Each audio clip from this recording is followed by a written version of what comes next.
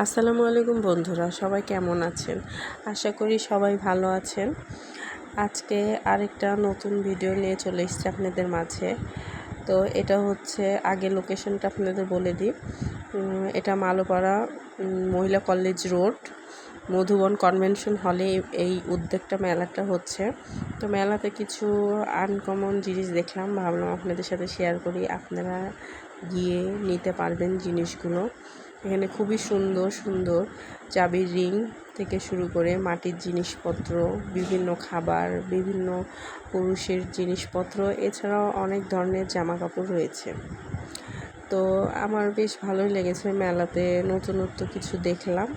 তো আপনারা গিয়ে একবার হলো মেলা থেকে ঘুরে আসবেন, আশা করি আপনাদের অবশ্যই ভালো লাগবে।